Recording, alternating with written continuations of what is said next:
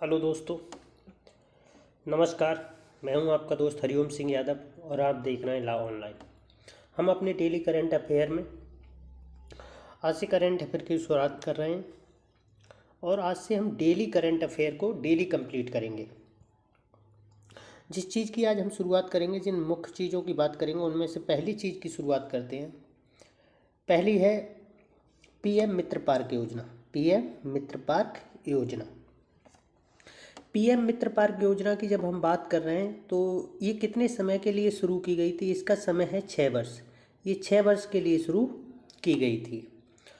इसके अगर इसकी बात करें कि ये कब शुरू की गई, तो ये वित्त वर्ष 2021-22 में शुरू की गई थी और कब तक चलेगी? वित्त वर्ष 2027-28 तक चलेगी। अगर हम इसके बजट की बात करें तो इसका कुल बजट 4,445 करोड़ रुपया है। कितना है बजट इसका? 4,445 करोड़ रुपया। 4,445 करोड़ रुपया 4,445 करोड़ रुपया है। अगर हम बात करें कि भारत में इस योजना के तहत कुल कितने पीएम मित्र पार्क बनाए जा रहे हैं, कुल कितने पीएम मित्र पार्क बनाए जा रहे हैं, तो इस योजना के तहत कुल पीएम मित्र पार्क 7 बनाए जा रहे हैं। कितने बनाए जा रहे हैं? 7। कितने बनाए जा रहे हैं? 7 बनाए जा रहे हैं। इसके बाद बात करें कि ये इनकी स्थापना कहाँ हो रही है, कहाँ हो रही है, ये कहाँ स्थापित किए जा रहे हैं? तो सबसे पहले अगर हम इनकी बात करें तो पहला उत्तर प्रदेश में, उत्तर प्रदेश के लखनऊ में बनाया जा रहा है। कहाँ बनाया जा रहा है? उत्तर प्रदेश के लखनऊ में। दूसरा मध्य प्रदेश के धार में बनाया जा रहा है। कहाँ बनाया जा रहा है? धार में। तीसरा गुजरात के नवसारी में। चौथा महाराष्ट्र के अमरावती में। पांचवा तेलंगाना के वारंगल में बनाया जा रहा है। और अगर छठे की बात करें तो छठा कर्नाटक के कलबुर्गी में बनाया जा रहा है। अगले की बात करें तो अगला तमिलनाडु के विरुधनगर में, तमिलनाडु के विरुधनगर में बनाया जा रहा है। अगर हम इन्हें दोबारा एक बार और देख लें तो उत्तर प्रदेश का लखनऊ, मध्य प्रदेश का धार, गुजरात का नवसारी, महाराष्ट्र का अमरावती, तेलंगाना का बसाल, कर्नाटक का कलबुर्गी, तमिलनाडु का विरुधनगर। उसके बाद करें कि जब ये सातों पार्क बनकर तैयार हो जाएंगे, जब ये सातों पार्क बनकर तैयार हो जाएंगे तो इससे कुल कितना निवेश प्राप्त होगा? कुल कितना निवेश प्राप्त होगा? तो इससे कुल निवेश 10,000 करोड़ रुपया प्राप्त होगा। कितना प्राप्त होगा? 10,000 करोड़ रुपया। अगर हम रोजगार की बात करें तो इससे कितने रोजगार सृजन की बात करें तो इससे लगभग 3 लाख रोजगारों का सृजन होगा। कितने का सृजन होगा? 3 लाख रोजगार, जिसमें से प्रत्यक्ष रोजगार कितने होंगे? प्रत्यक्ष रोजगार की बात करें तो इससे 1 लाख प्रत्यक्ष रोजगारों का सृजन होगा। कितने? 1 लाख। प्रत्यक्ष रोजगार कितने होंगे? प्रत्यक्ष रोजगार 1 लाख होगा। अगर अप्रत्यक्ष रोजगारों की बात करें तो अप्रत्यक्ष रोजगार लगभग 2 लाख होंगे। कितने होंगे? 2 लाख। अगर हम इसमें केंद्रीय सहायता की बात करें, किसकी बात करें? केंद्रीय सहायता की। अगर हम इसमें केंद्रीय सहायता की बात करें तो केंद्र सरकार द्वारा कितनी सहायता दी जाती है? परियोजना के विकास लागत का लगभग 30%। कितना दिया जाता है? 30%। 30% दिया जाता है। कितना दिया जाता है? 30%। 30% इसमें दिया जाता है। अगर कोई परियोजना ग्रीन फील्ड है, कैसी है? ग्रीन फील्ड, तो अधिकतम 500 करोड़ रुपया का सरकार द्वारा मदद की जाती है। अगर योजना ब्राउन फील्ड है तब तो अधिकतम 200 करोड़ रुपए का सरकार द्वारा मदद की जाती है। हम इस योजना को एक बार दोबारा देख लेते हैं। किसकी बात कर रहे हैं? पीएम मित्र पार्क योजना के विषय में चर्चा कर रहे हैं हम। पीएम मित्र पार्क योजना के विषय में, पीएम मित्र पार्क योजना की बात कर रहे हैं तो इसकी ये कितने समय तक चलाई जा रही है? 6 वर्षों के लिए चला रही जा रही है। कब से? वित्त वर्ष 2021-22 से 21-22 से 2027-28 तक। कब तक चलाई जाएगी? वित्त वर्ष 2021-22 से 27-28 तक। अगर हम इसके कुल बजट की बात करें तो इसका कुल बजट 4,445 करोड़ है। कितना है? 4,445 करोड़। अगर हम कुल मित्र पार्कों की संख्या की बात करें तो कुल मित्र पार्कों की संख्या कितनी है? 7। और ये कहाँ स्थापित किए जा रहे हैं? पहला उत्तर प्रदेश के लखनऊ में, दूसरा मध्य प्रदेश के धार में, तीसरा गुजरात के नवसारी में, चौथा महाराष्ट्र के अमरावती में। अगर हम आगे बात करें तो तेलंगाना का वसाल, कर्नाटक का कलबुर्गी और तमिलनाडु का विरुधनगर में ये स्थापित किए जा रहे हैं।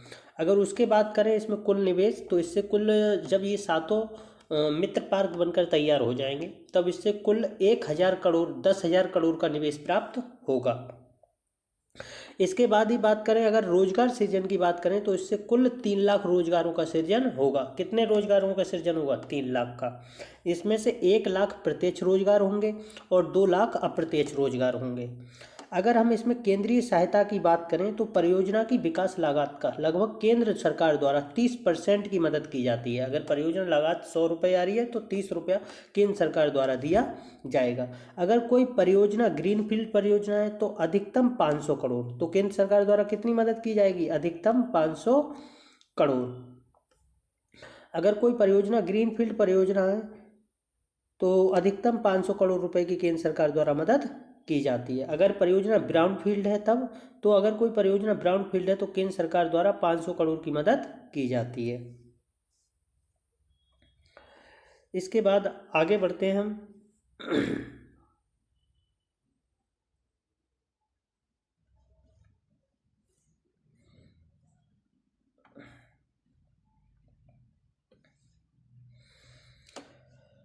अब हम बात करते हैं संचार साथी ऐप की। किसकी बात कर रहे हैं हम? संचार साथी ऐप की। संचार साथी जब ऐप की हम बात कर रहे हैं,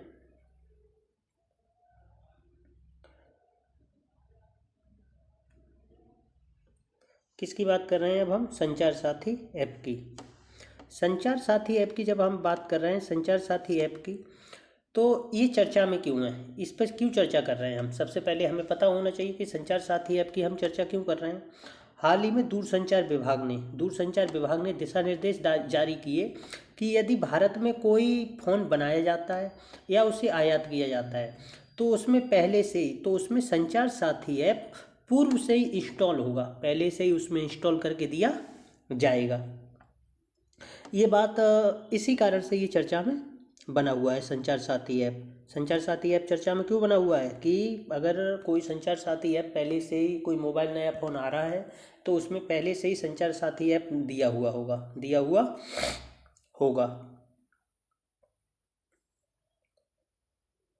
अगर हम आगे बात करें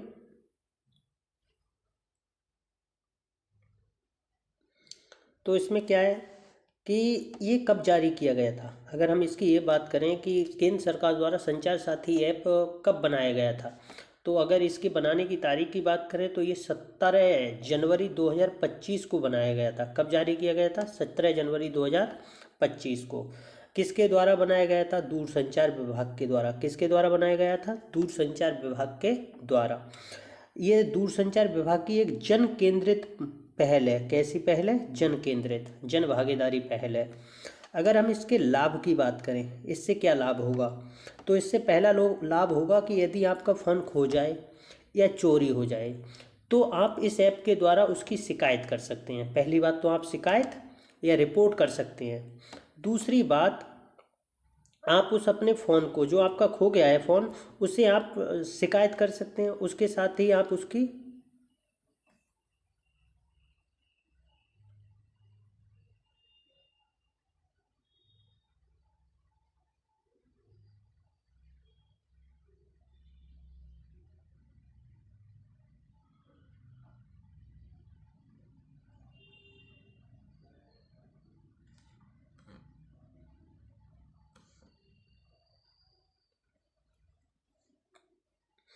आप शिकायत कर सकते हैं।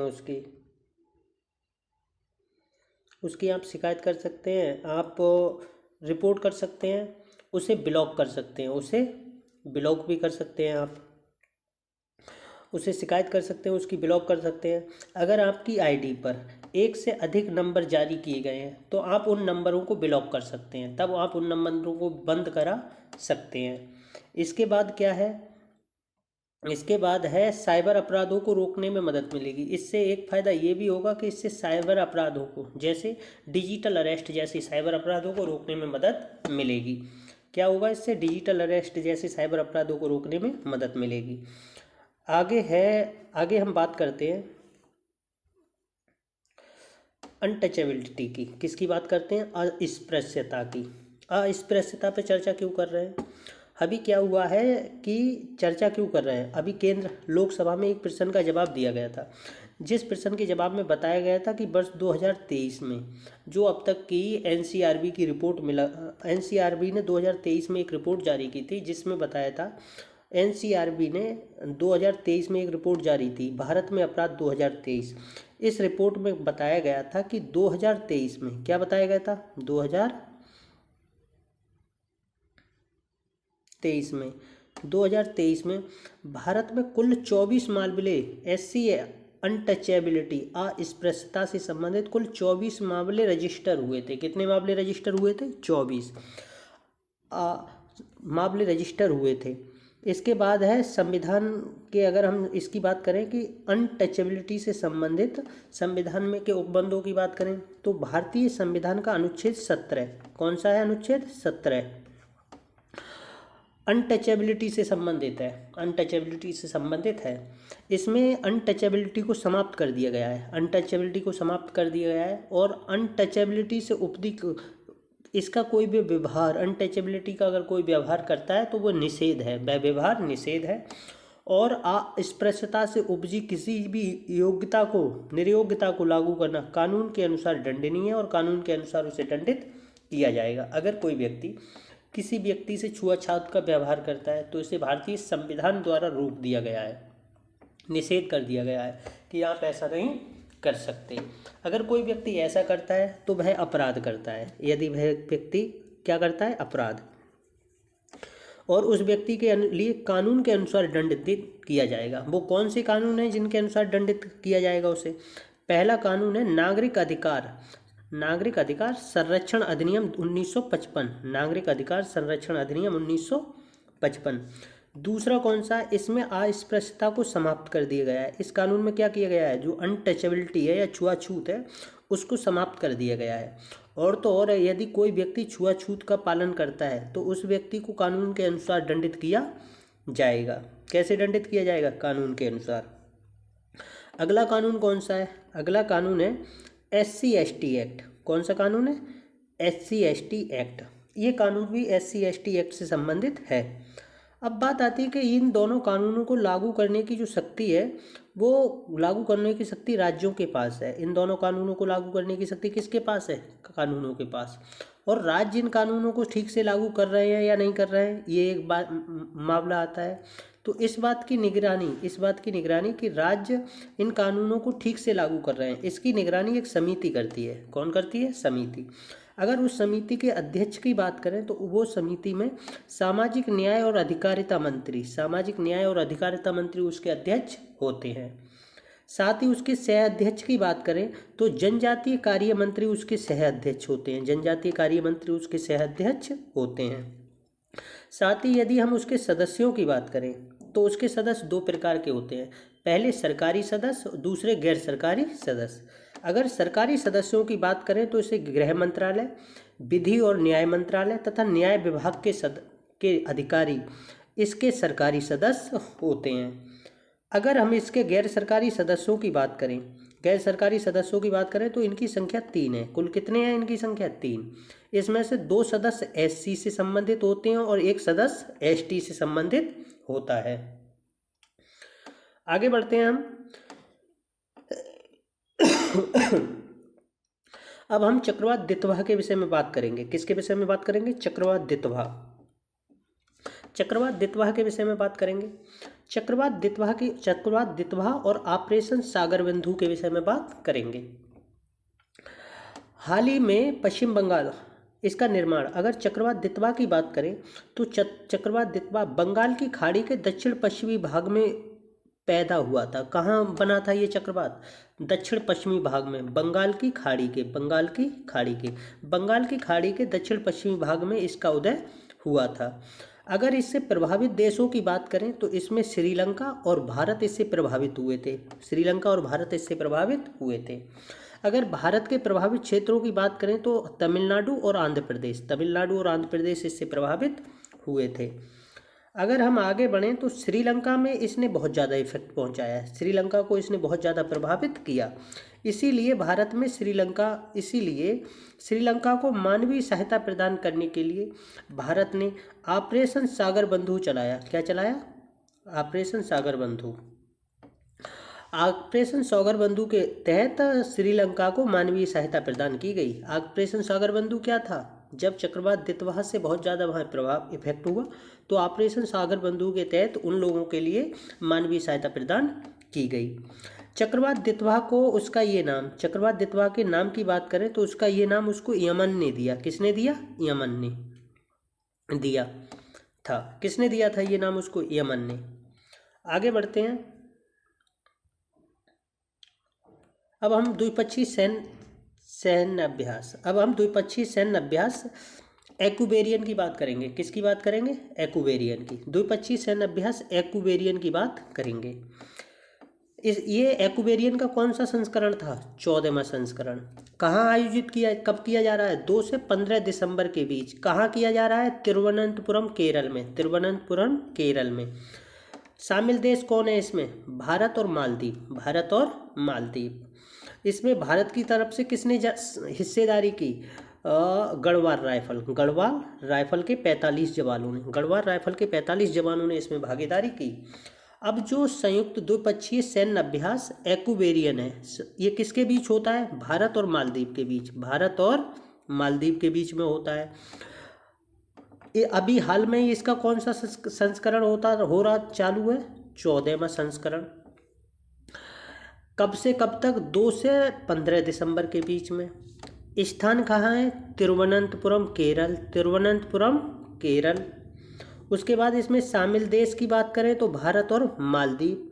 भारत की तरफ से इसने किसने भाग लिया था? गढ़वाल राइफल के 45 जवानों ने। गढ़वाल राइफल के 45 जवानों ने। किसने जवानों ने भाग लिया था इसमें?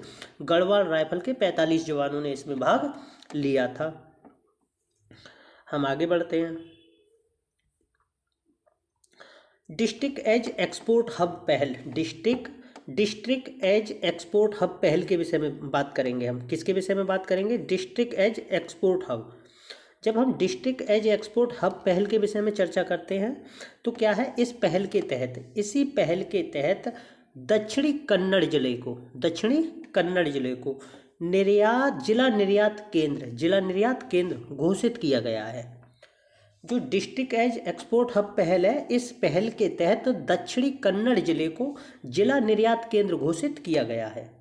अब इस केंद्र से किन किन वस्तुओं का निर्यात किया जाएगा? निर्यात की वस्तुओं की बात करें तो इस केंद्र से किन किन वस्तुओं का निर्यात किया जाएगा? तो पहली वस्तु है समुद्री खाद, जिसके लिए हम कह सकते हैं सी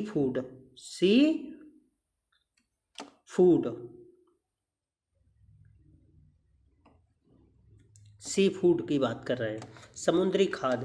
दूसरा है काजू। जो दक्षिणी कन्नड़ जिला डिस्ट्रिक्ट एज एक्सपोर्ट हब के तहत जिला निर्यात केंद्र घोषित किया गया है। इससे 2 चीज़ों का निर्यात किया जाएगा, पहला काजू और दूसरा समुद्री खाद। आगे बढ़ते हैं। अब हम भारतीय तटरक्षक बल। अभी हाल में ही क्या हुआ था कि जो भारतीय तटरक्षक बल है और फिलीपींस के तटरक्षक बल ने अपनी पहली द्विपक्षीय वार्षिक बैठक का आयोजन किया गया है। अपनी पहली द्विपक्षीय वार्षिक बैठक का आयोजन किया है। कहाँ? मनीला में, फिलीपींस के मनीला में। कहाँ किया है? फिलीपींस के मनीला में। आगे बढ़ते हैं।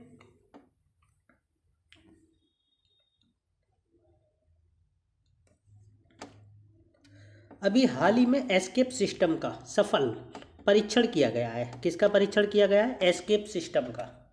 ये किसके द्वारा किया गया है? डीआरडीओ के द्वारा। किसने किया है? डीआरडीओ ने किया है।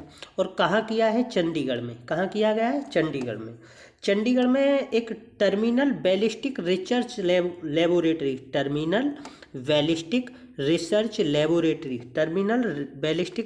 लेबोरेटरी में रेल ट्रैक रॉकेट स्लेज सुविधा में इसका सफल परीक्षण किया गया है। कहाँ किया गया है? चंडीगढ़ में किया है, डीआरडीओ ने किया है। अगर इसमें सहयोग की बात करें तो एरोनॉटिकल डेवलपमेंट एजेंसी, जो एरोनॉटिकल डेवलपमेंट एजेंसी है उसने इसमें सहयोग दिया है। दूसरी है Hindustan Aeronautics Limited, Hindustan Aeronautical Limited, इन दोनों ने सहयोग दिया है। किसके लिए? डीआरडीओ के लिए। जो एस्केप सिस्टम का सफल परीक्षण किया गया है, कहाँ किया गया है? चंडीगढ़ में। कहाँ किया गया है? चंडीगढ़ में। किसने किया है? डीआरडीओ ने। किनके सहयोग से? किसके सहयोग से? किसके सहयोग से किया है?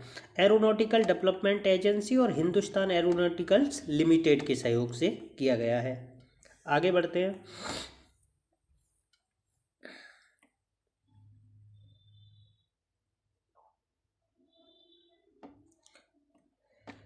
विनिवेश की बात करेंगे। किसकी बात करेंगे? विनिवेश की। विनिवेश होता क्या है, ये चर्चा क्यों कर रहे हैं हम इस पर हम क्यों चर्चा कर रहे हैं? अभी हाल ही में भारत सरकार ने, किसने? भारत सरकार ने बैंक ऑफ महाराष्ट्र, भारत सरकार ने बैंक ऑफ महाराष्ट्र में अपनी 6% की हिस्सेदारी, कितने प्रतिशत की हिस्सेदारी? 6% की हिस्सेदारी का विनिवेश किया है। हम विनिवेश पे बात क्यों कर रहे हैं?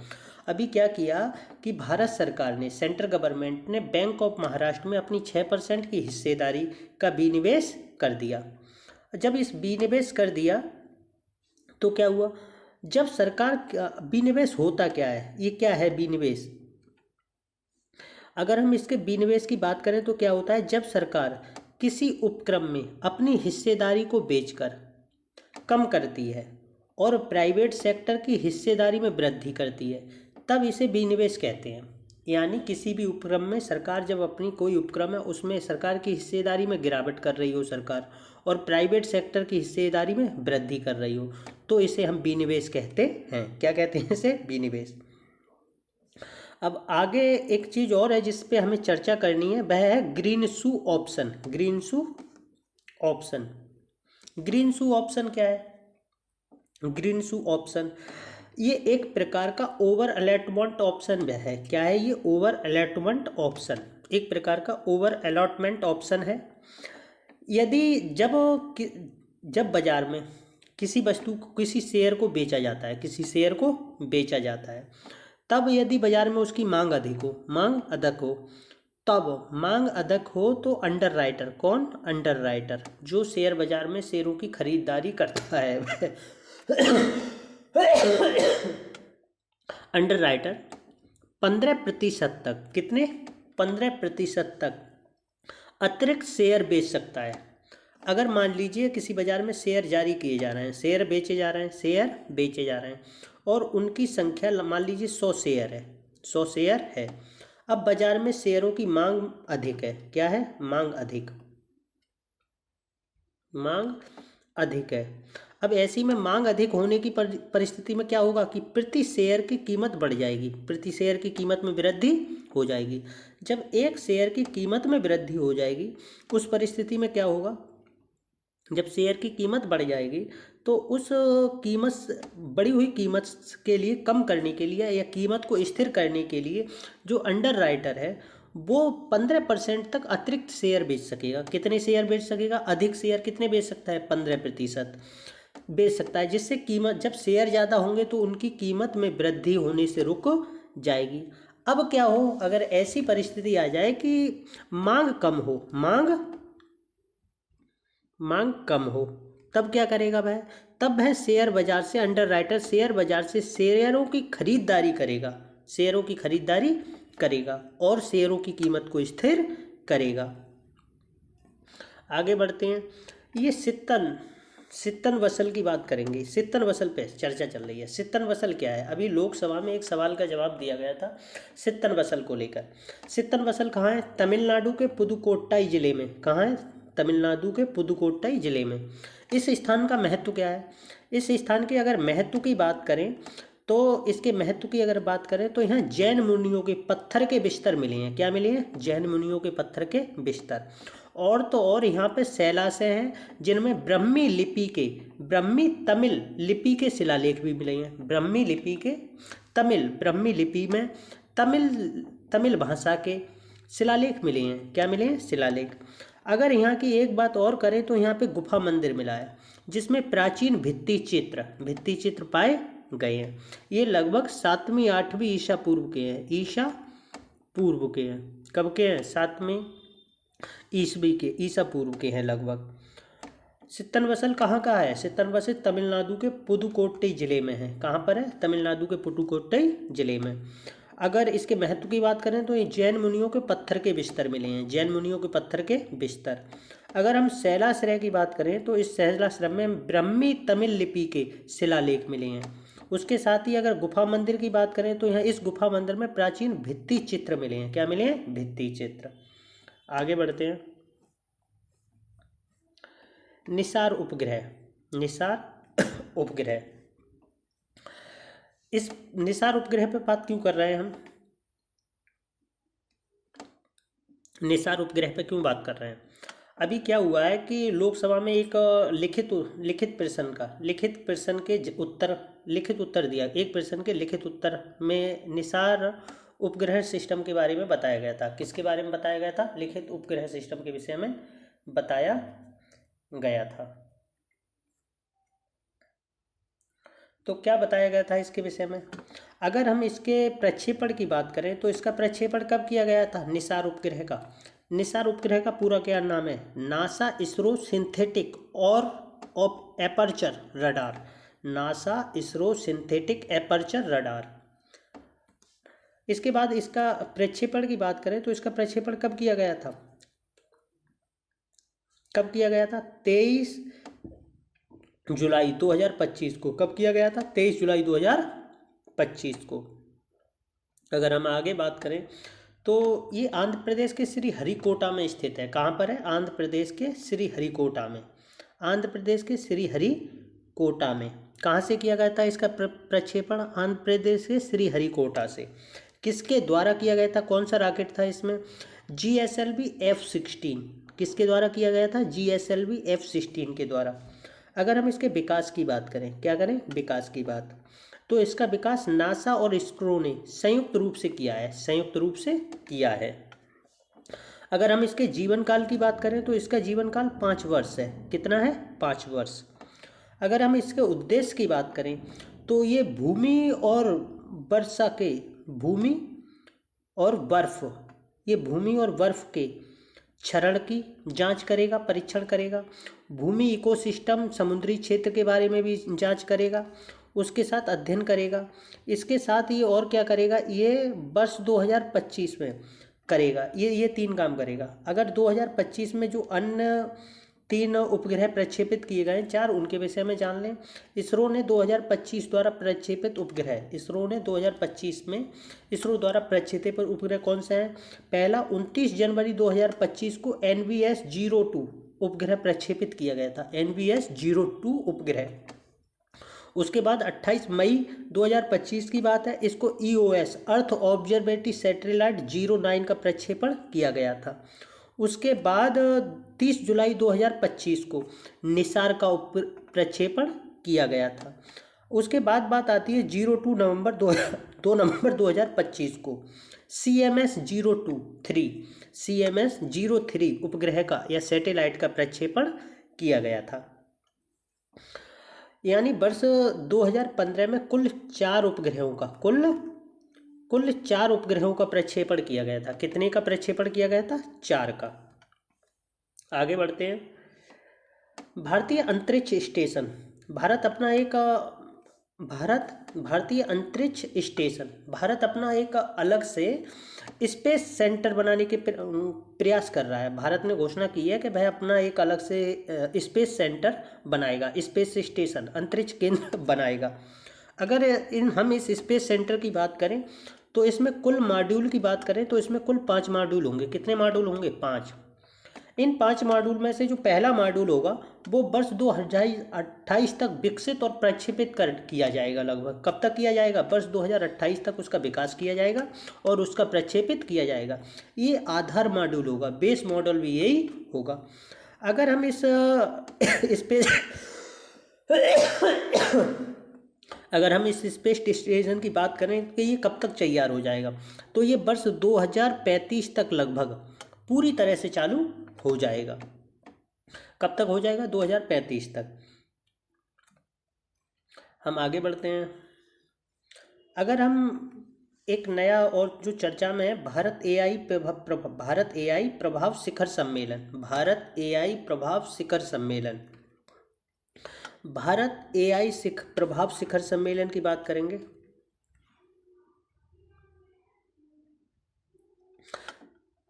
भारत एआई प्रभाव शिखर सम्मेलन की बात कर रहे हैं। किसकी बात कर रहे हैं हम? भारत एआई प्रभाव शिखर सम्मेलन 2026 में कब आयोजित किया जाएगा? अगर इसके हम आयोजन की बात करें तो इसका आयोजन कब किया जाएगा? 16 से 20 फरवरी के बीच में किया जाएगा। कहाँ किया जाएगा? नई दिल्ली। कहाँ किया जाएगा? नई दिल्ली में किया जाएगा। अगर हम इसमें जो चर्चा के 7 चक्र होंगे, इसमें जिन विषयों पर चर्चा होगी उनमें 7 चक्रों में चर्चा होगी। वो कौन कौन से विषय होंगे? पहला होगा मानव पूंजी। दूसरा होगा समावेशन। तीसरा होगा सुरक्षित एवं विश्वसनीय कृत्रिम बुद्धिमत्ता। चौथा होगा लचीलापन। उसके बाद अगर हम आगे बात करें तो अगला होगा नवाचार और दक्षता। छठा होगा कृत्रिम बुद्धिमत्ता, संसाधनों का लोकतांत्रिकरण। इन विषयों पर चर्चा होगी। सातवां होगा आर्थिक विकास एवं सामाजिक भलाई के लिए कृत्रिम बुद्धिमत्ता। आगे बढ़ते हैं हम पीएम अजय के बारे में बात करेंगे। पीएम अजय किसके विषय में बात करेंगे? पीएम अजय के विषय में। पीएम अजय क्या है? इसका पूरा नाम क्या है? प्रधानमंत्री अनुसूचित जाति अभ्युदय योजना। इसका पूरा नाम क्या है? प्रधानमंत्री अनुसूचित जाति अभ्युदय योजना। इसकी शुरुआत की बात करें तो इसकी शुरुआत वित्त वर्ष 2021-22 में हुई थी। कब हुई थी इसकी शुरुआत? वित्त वर्ष 2021-22 में। इसमें शामिल योजनाओं की बात करें तो इसमें कौन कौन सी योजनाओं को शामिल किया गया? पहले से ही 3 योजनाएं चल रही थी। उन योजनाओं को शामिल करके इस योजना को शुरू किया गया। वे 3 योजनाएं कौन कौन सी हैं जो पहले से ही चल रही थी? उनमें पहली है, कुछ 3 योजनाएं थी जो पहले से चल रही थी। उन तीनों योजनाओं को जो पहले से चल रही थी उन्हें शामिल करके एक योजना बनाई गई जिसका नाम है पीएम अजय। और भी 3 योजनाएं कौन कौन सी हैं? प्रधानमंत्री आदर्श ग्राम योजना। दूसरी है एससी समुदाय के सामाजिक उत्थान हेतु जिला या राज्य स्तरीय परियोजना के लिए विशेष केंद्रीय सहायता योजना। प्रधानमंत्री आदर्श ग्राम योजना या एससी समुदायों के सामाजिक उत्थान के हेतु जिला या राज्य स्तर की योजनाओं के लिए विशेष केंद्रीय सहायता योजना। अगर हम तीसरी योजना की बात करें तो बाबू जगजीवन राम छात्रावास योजना। ये 3 योजनाएं थी। इन तीनों योजनाओं को शामिल किया गया और एक योजना बना दिया गया जिसका नाम था पीएम अजय या प्रधानमंत्री अनुसूचित जाति अभ्युदय योजना। इसके बाद क्या है कि इस योजना के तहत अब तक इन तीनों घटकों के साथ क्या क्या किया गया है? जब से 2021 से ये शुरू हुई है तो तब से लगभग घोषित आदर्श ग्रामों की बात करें तो लगभग 12,964 ग्रामों को आदर्श ग्राम घोषित किया गया है।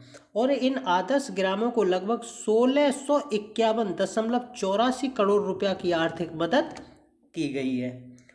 उसके बाद अगर हम दूसरी योजना जिसे सहायता अनुदान योजना कहते हैं उसकी बात करें तो अब तक लगभग 2,48,570 लोगों को आर्थिक मदद प्रदान की गई है। और कितने रुपए की? 1461.13 करोड़ रुपए की मदद प्रदान की गई है। अब हम छात्रावासों की बात करें, जब से योजना शुरू हुई है तब से 90 नए छात्रावास का निर्माण किया गया है और उनमें कुल निवेश कितना किया गया है? 8,892.59 करोड़ रुपया। 892.59 करोड़ रुपया निवेश किया गया है। उसके बाद अगर हम आगे बढ़ें तो जिस योजना की हम बात कर रहे हैं अगली, वह है हिमालय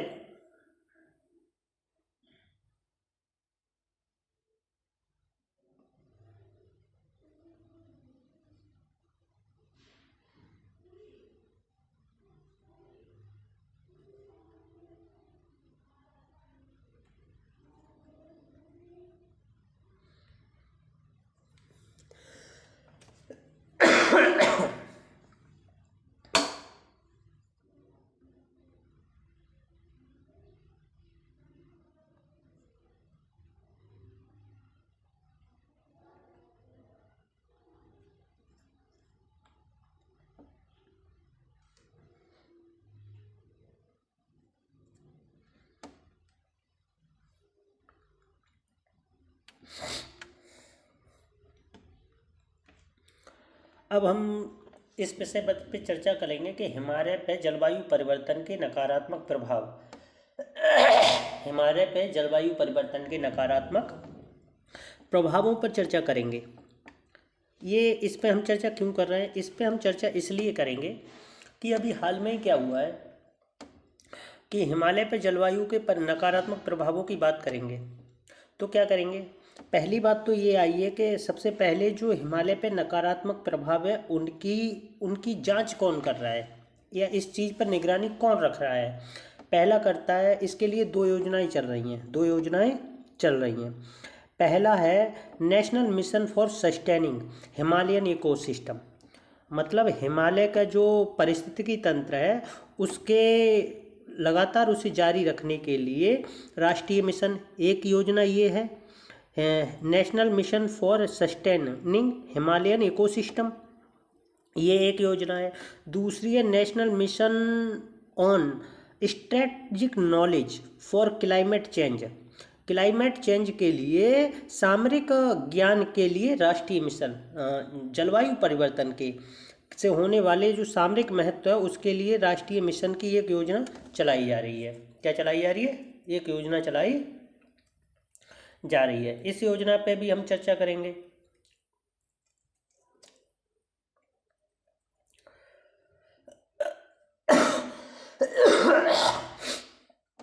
अगर हम इसकी बात करें तो इसमें से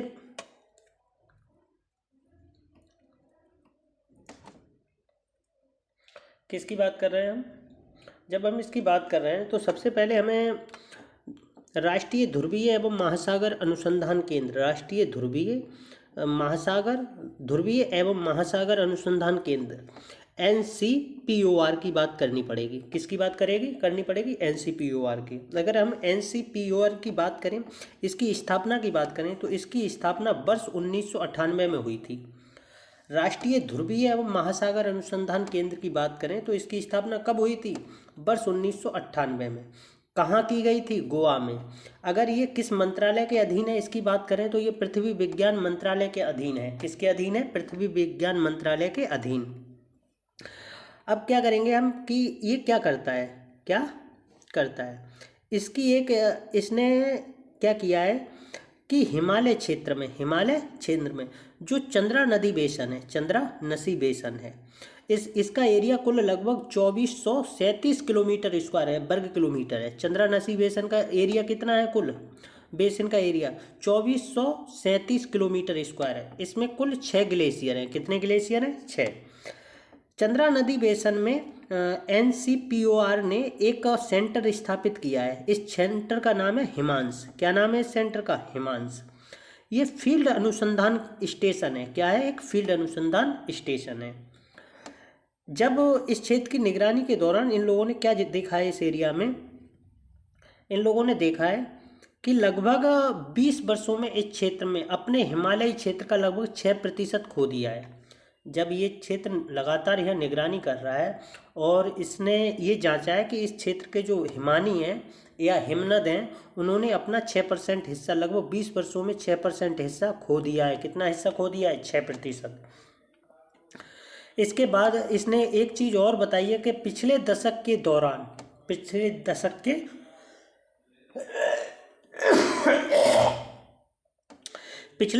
दौरान चंद्रा बेसिन के ग्लेशियरों में पीछे हटने की दर की बात करें तो वार्षिक दर लगभग 13 से 35 मीटर प्रति वर्ष रही है। जो उस क्षेत्र के जो ग्लेशियर हैं वो प्रतिवर्ष कितने घटे हैं? 13 से 33 मीटर लगभग पीछे हट गए या सिकुड़ गए हैं। अगर हम आगे बात करें कि ग्लेशियरों पीछे हटना, रिट्रीट, ग्लेशियरों के पीछे हटने को क्या कहते हैं? ग्लेशियरों के पीछे हटने को रिट्रीट कहते हैं। क्या कहते हैं? रिट्रीट।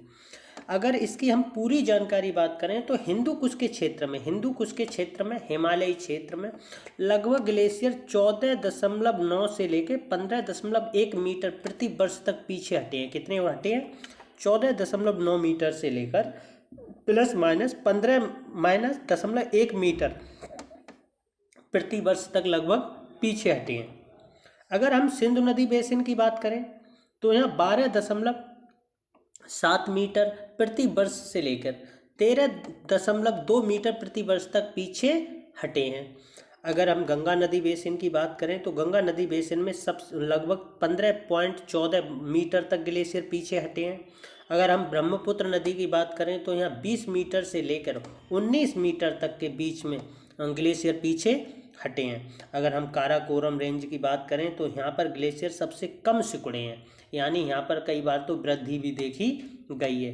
पूरे हिमालय क्षेत्र में लगभग ग्लेशियर पीछे हट रहे हैं, लेकिन काराकोरम क्षेत्र में ग्लेशियर बढ़ रहे हैं, ऐसा देखा गया है। घटे भी हैं, ऐसा ही नहीं है, उसमें वृद्धि और घटाव दोनों हुए हैं।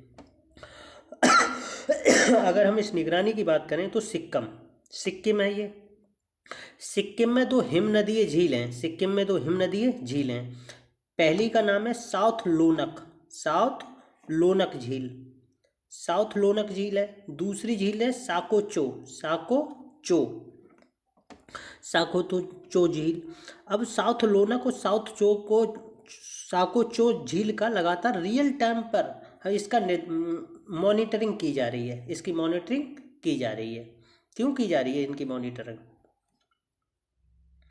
इनकी मॉनिटरिंग क्यों की जा रही है? हिमालय की निगरानी, अगर हम बात हिमालय की निगरानी की करें तो हिमालय की निगरानी कौन कौन कर रहा है? हिमालय की निगरानी की जिम्मेदारी किस किस के पास है?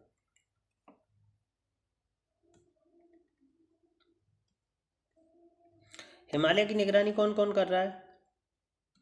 हिमालय की निगरानी पहली कर रहा है एनसीपीओआर की एक योजना है, एक जिसका नाम है polar science and cryosphere research. क्या नाम है इसका? Polar science and cryosphere research, ये योजना है। इसी की एक उप योजना है क्रायोस्फीयर और जलवायु कार्यक्रम। इसी के तहत इसने एनसीपीओआर ने चंद्रा नदी बेसिन में अपना एक सेंटर स्थापित किया है। इस सेंटर का नाम हिमांश है। क्या है? हिमांश। ये लगभग 6 ग्लेशियरों का मॉनिटरिंग कर रहा है। क्या कर रहा है? 6 ग्लेशियरों की मॉनिटरिंग कर रहा है। अगर हम आगे बढ़ें तो लगभग डिपार्टमेंट ये 2 हिमालय के क्षेत्र में 2 योजनाएं और हैं। हिमालयी परिस्थिति तंत्र को बनाए रखने के लिए राष्ट्रीय मिशन, हिमालयी परिस्थितिकी तंत्र को बनाए रखने के लिए राष्ट्रीय मिशन। दूसरा है जलवायु परिवर्तन हेतु सामरिक ज्ञान के लिए राष्ट्रीय मिशन। जलवायु परिवर्तन हेतु सामरिक ज्ञान के लिए राष्ट्रीय मिशन। इन दोनों मिशनों के तहत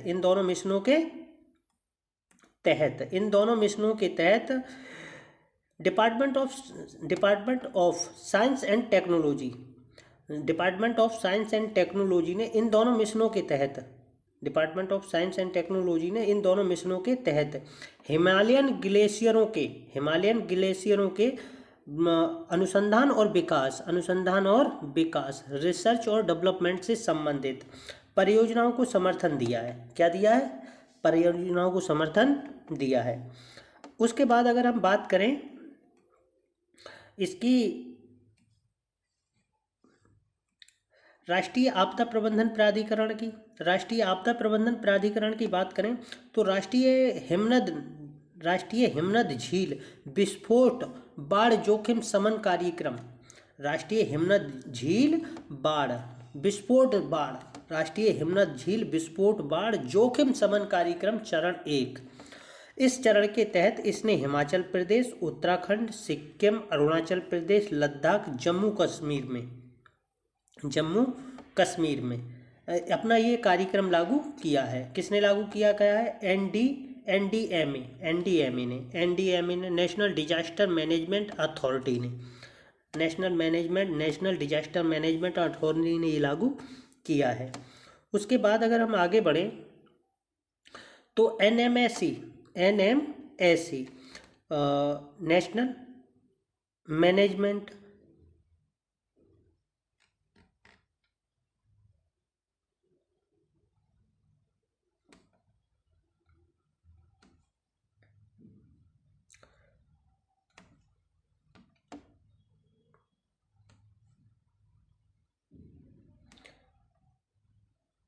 NMHSHE MSHE,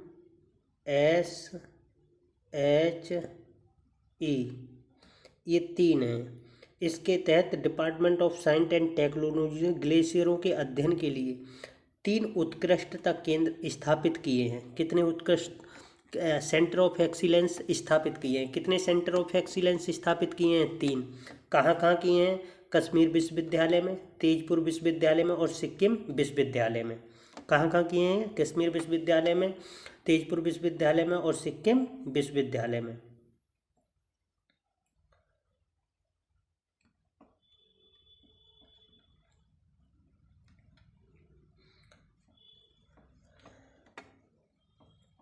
और कुछ है इसमें? देखते हैं।